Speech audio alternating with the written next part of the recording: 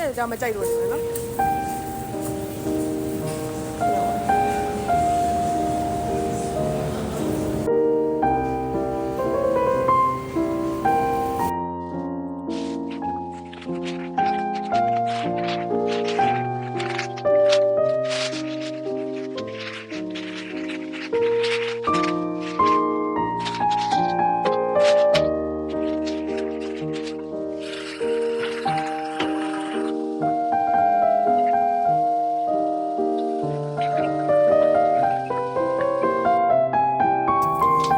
ဆုံးဆိုရင်ပစုံ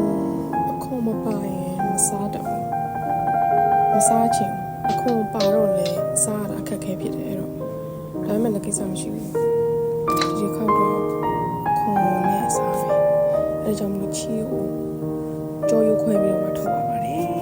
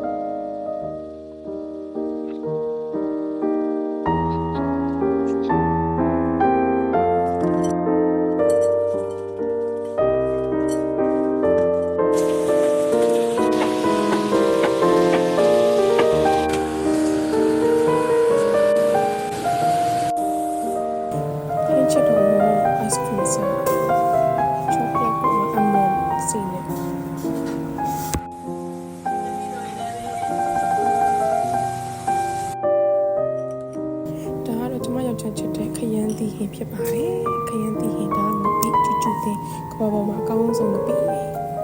ခရမ်းတီနှက်ကတော့တော်တော်သူလောက်တာတော့များအစပလာတော်တော်များတယ်ဒါပေမဲ့အရန်ကောင်းတယ်ခရမ်းတီနှက်မြေပဲတွေပါထောင်းထည့်ပြီးသူချက်တာပစုံကဒီမှာချက်တာအရန်ကောင်းပါတယ်ငပိလေးချူချူတင်ငပိအရန်ကောင်းပါတယ်